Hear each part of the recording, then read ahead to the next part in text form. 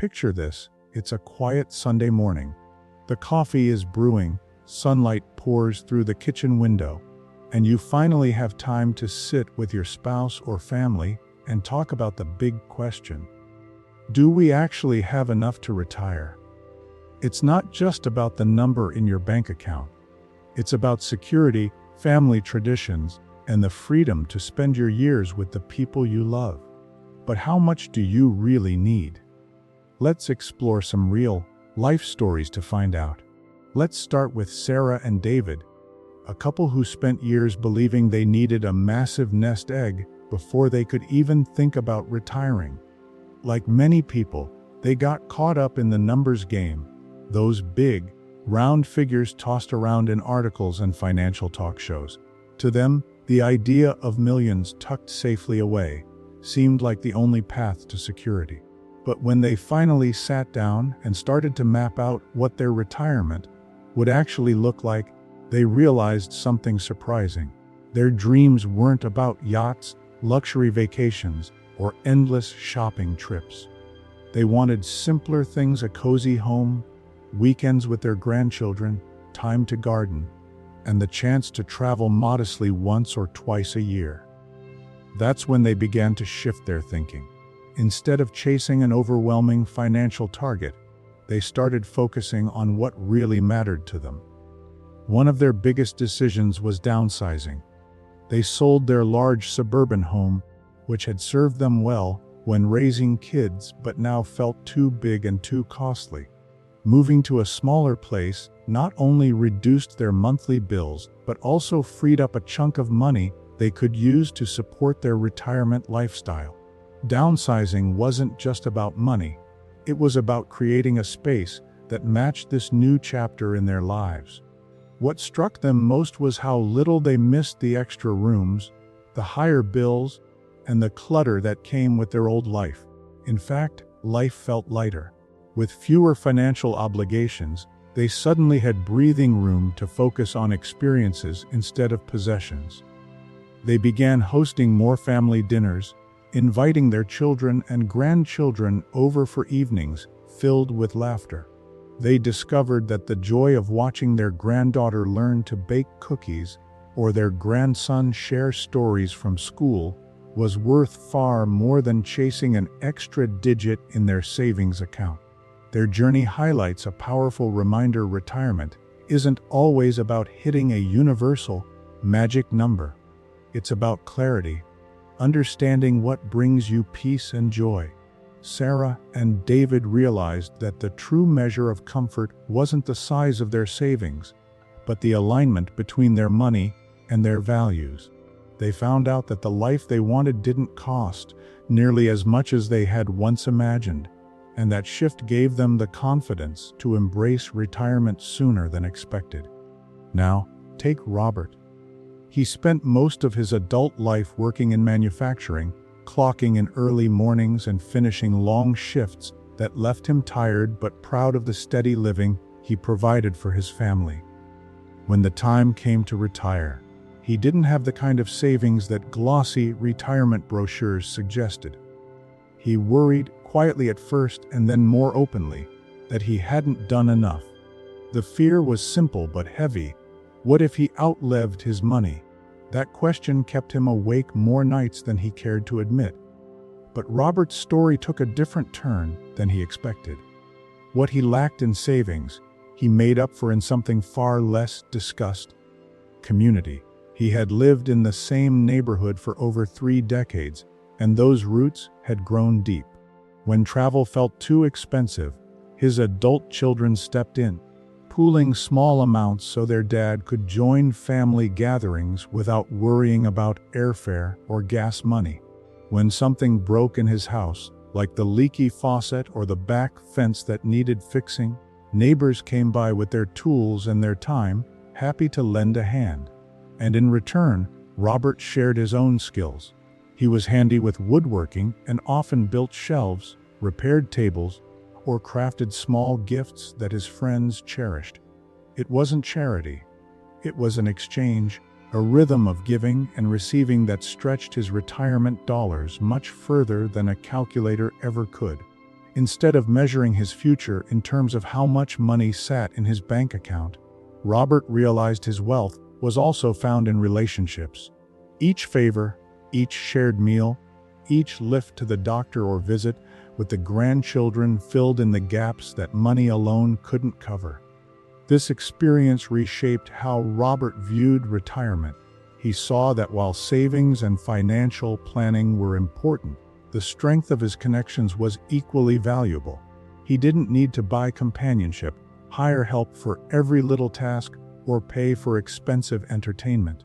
His circle of family and friends created a safety net, emotional, practical, and yes, even financial, that made his retirement not just manageable but fulfilling.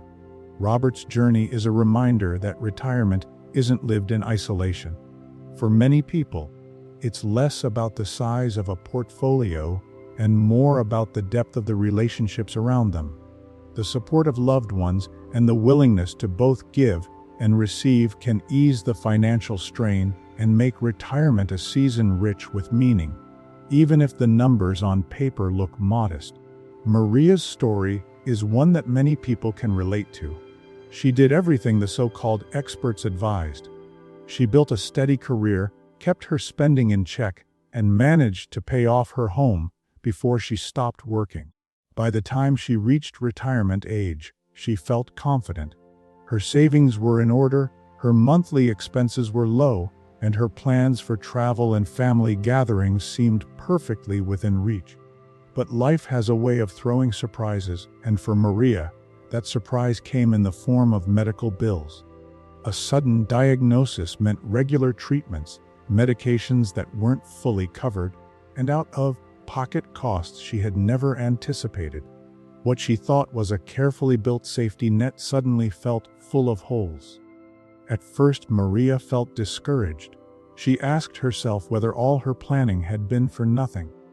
But then she remembered something she had set up years before almost as an afterthought, a small account she called her health cushion.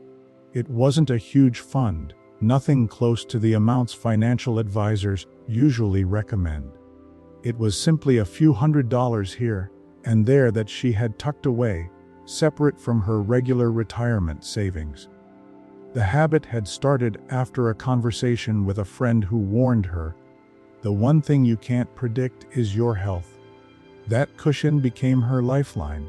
It gave her breathing room to pay for unexpected prescriptions, to cover extra visits, and to manage the costs without draining her everyday budget.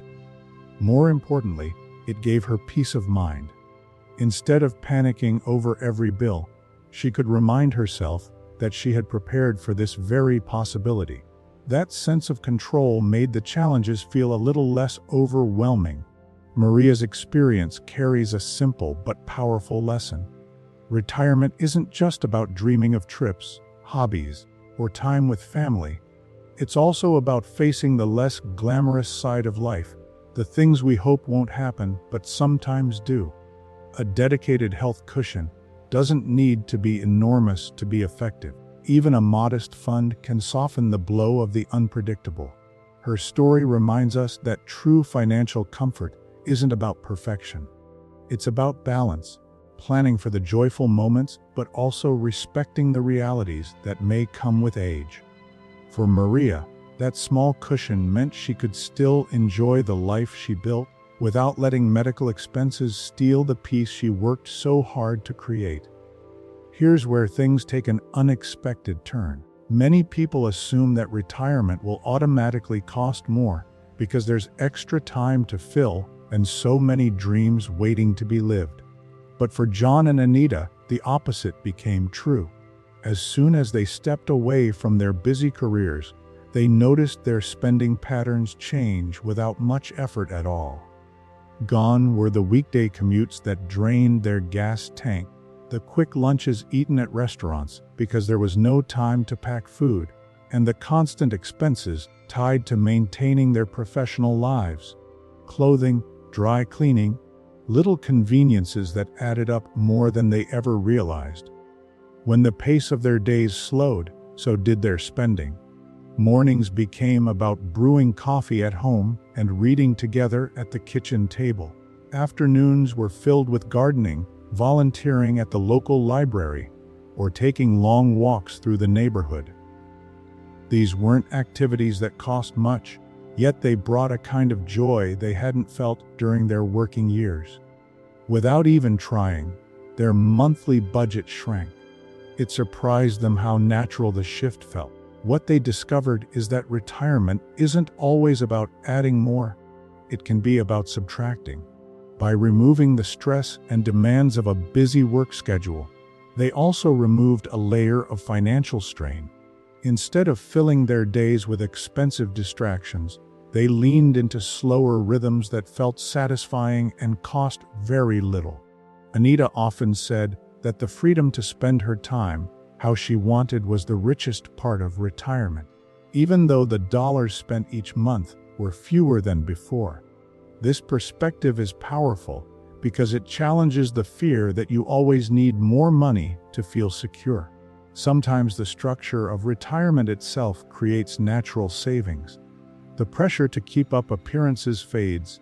The need to outsource tasks disappears when you finally have time to do them yourself, and the joy of simple living becomes its own reward. John and Anita weren't denying themselves. They were discovering that what they truly valued didn't come with a high price tag. Their story is a gentle reminder that retirement planning isn't just about building bigger accounts. It's also about reimagining what daily life looks like. For some, less really does feel like more, and that can open a whole new way of thinking about how much is enough. Evelyn's story shines a light on a side of retirement that isn't always talked about.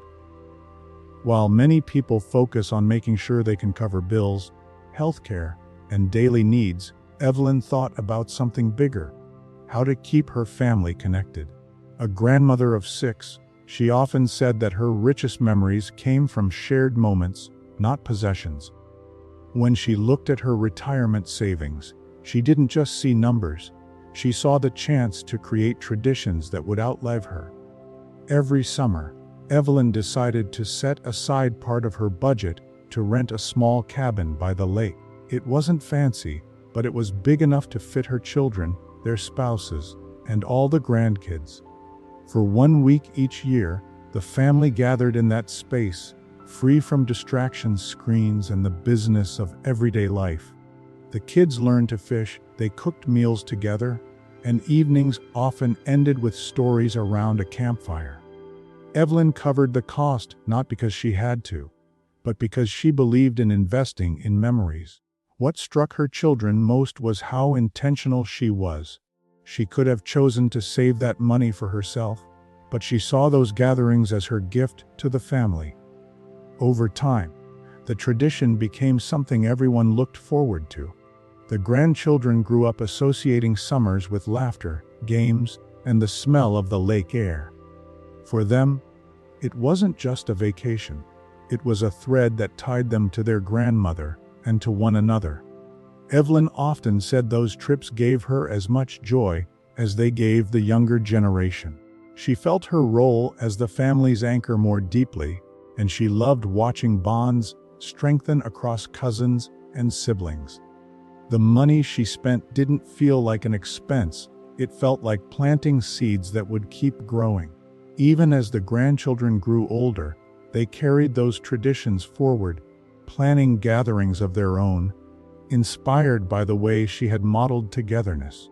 Her story is a reminder that retirement isn't only about personal comfort. For some, it's also about leaving behind something that can't be measured in dollars: shared experiences, family rituals, and stories that get retold for years. Evelyn proved that a retirement budget can do more than cover needs. It can shape a family's identity and strengthen the connections that matter most. Tom's approach to retirement looked very different from the people around him. While some of his friends worked with one rigid plan and stuck to it no matter what, Tom believed that retirement should feel more like an ongoing conversation with life. He didn't want to lock himself into numbers that no longer made sense as the years went by. Instead, he built his financial habits around flexibility, adjusting and reshaping his choices as new opportunities or challenges appeared. When Tom first retired, he and his wife took the trip they had dreamed about for years. They spent more than usual that year, and instead of feeling guilty, Tom simply treated it as part of the rhythm of his retirement. The next year, they stayed closer to home, tending their garden, enjoying free community events, and saving more. That balance gave him confidence. He wasn't measuring success by whether he stayed under a fixed spending line, but by how well his choices matched his life in the moment. His children noticed his mindset, too. One of his daughters once asked how he stayed so calm when unexpected expenses came up, like when the car needed repairs. Tom explained that he always left wiggle room in his plans. Rather than pushing every dollar into categories, he left a cushion that could flex when life threw surprises his way. That way, nothing felt like a disaster. It was just an adjustment. This philosophy spread beyond money. Tom allowed his lifestyle to shift naturally. Some years he wanted to be more active socially, joining clubs or volunteering, which came with small costs. Other years, he craved quiet mornings at home, which cost almost nothing. By revisiting his retirement plan annually, he avoided the trap of assuming life would look the same year after year. Retirement for him wasn't a static season, it was alive, changing with him. The beauty of Tom's approach is how much peace it gave him. He didn't carry the weight of perfection. He didn't stress over whether he had calculated every expense correctly for the next 20 years. Instead, he trusted his ability to adapt. That mindset made retirement less about fear and more about freedom. Tom's story shows that being flexible doesn't mean being careless. It means respecting that life evolves and giving yourself permission to evolve with it. So, how much do you really need to retire? The truth is, it depends on your lifestyle, your family connections, your health, and what matters most to you. For some, it's less than they feared. For others, it's about building safety nets and traditions. The most important lesson from these stories is this: retirement isn't just numbers on a page. It's about the life you want to live and the people you want to share it with. I'd love to hear from you. What do you think truly matters most in retirement planning? Is it security, freedom, family, or maybe all three? Share your story in the comments. And if you found this video helpful, consider subscribing for more insights on family, money, and creating a retirement filled with meaning.